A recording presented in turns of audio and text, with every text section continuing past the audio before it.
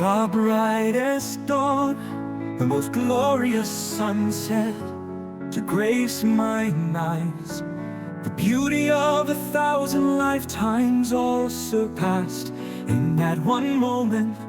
Poetry is one of the ways that Estolians like to express themselves.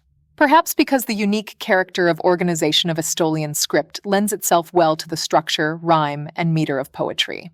Often the most mundane of texts ends up sounding like poetry. Alexandros, the last resort for Apollyon, wrote one of the more meaningful and poetic passages in his Capitulo. A stranger, hearing the passage spoken out loud, could be forgiven for thinking that they had just listened to an epic poem. The truth, his treatise on the promise he made to deity if Ulysses lived through the ordeal of losing his foot, is much more mundane. He promised to spare the life of an island goat, and to encourage the four-horned variety rather than trying to cull them. Meredith Zakarian, History of Estolia.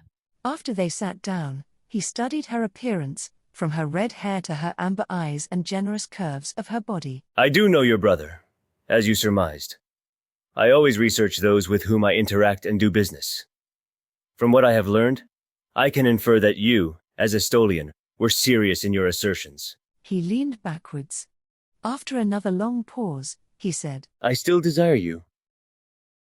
I do not believe you would find the reward worth the cost, especially now. She did not understand this type of situation within the context of the Estolian faith. She could not blunder forward in ignorance. I must call Nico. Not your oldest brother? Leon is in Estolia, most likely asleep. She dismissed. Nico, on the other hand, is expecting me this evening. I believe you would find meeting him enlightening. He studied her expression before he gestured assent. She pulled her cell phone out of her pocket and saw it at service again. She dialed Nico's number and then left the phone on speaker. Ria! Her brother spoke in Estolian, his voice agitated. I have been trying to reach you for the last hour. Where are you? You should come to the penthouse of the Carpathia building. She said in English. I am in need of your spiritual advice. After a very long pause, he responded in English. Uncle Zeke said you would need advice. He even flew here with me. She looked at the stranger whose name she still did not know, and asked him, Will you accept a visit from my brother and my uncle? He inclined his head in agreement.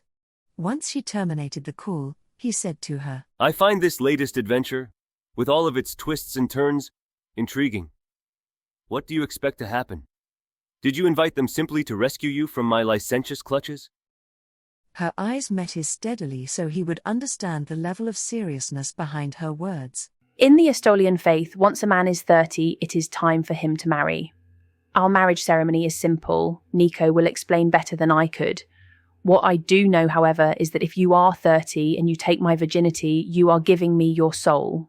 You will die if you do not marry me.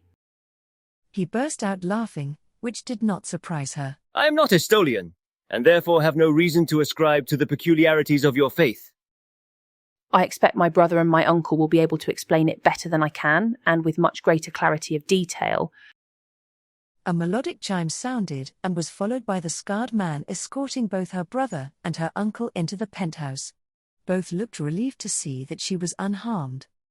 Nico crossed the room swiftly to her side, glancing only briefly at the stranger before searching her face. You are okay? He asked in Estolian. Yes, brother, I am. She also glanced at the stranger before saying, He sees my aura. He will be 30 tomorrow. Nico's nostrils flared as he took in her meaning. You are tempted by him as much as he is tempted by you. She had no response to that assertion. She turned to watch her uncle as he approached her stranger. She felt comforted by the weight of Nico's arm around her shoulder. I am Lazarus Ezekiel Zakarian. Her uncle introduced himself. And this is my nephew, Nicodemus Luciano Zakarian. My name is Zer Alfonso Amiror. You are a descendant of Zacharias. Uncle Zeke declared. The stranger inclined his head and said, Far back in my ancestry, as I understand it, one of my ancestors came from the island.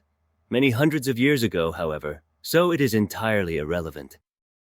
Zeke glanced at Rhea before looking back at her enigmatic stranger. My nephew could sense Ria's turmoil and the force of your encounter even at a distance. His voice was taking on the tone of finality she had heard him use only a few times in her life. Sher did not comment, so he continued. Fate has intervened in your affairs, Jare Amador, and dictates that you are at a most extraordinary crossroad in your life. Would you be willing to hear a very small portion of the writings of Phineas Alistair Zakarian? He inclined his head in acquiescence, humor still lifting the corners of his mouth as if he thought his visitor's religious beliefs to be little more than comedic. Rhea sipped at the golden wine and turned to listen to her brother. The brightest dawn, the most glorious sunset to grace mine eyes, the beauty of 1,000 lifetimes, all surpassed in that one moment when I stumbled unaware on the keeper of my soul. In the brilliance of her aura, I could see the promises of deity, the absolute certainty of Zacharias in his Estoliana, like a soul, my soul, a flame. The woman who would compass my world was made known to me in the purity and intensity of an aura much greater in its radiant brilliance, its crystalline clarity, than any the prophets foretold. In every color of the rainbow radiating from her heart, my future happiness depended on my embracing her as my Kaylee. In moments I was making excuse to touch her hand, and I could feel the exquisite pleasure pain of a soul that knew it found its home but had no right to reside therein. I knew I would fade with similar speed as her glorious aura, if I were unwilling to embrace my destiny and place within her safekeeping the entirety of my soul.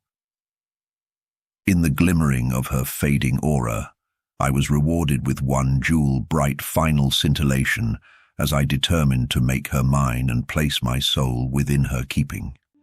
As I determined to make her mine and place my soul within her keeping.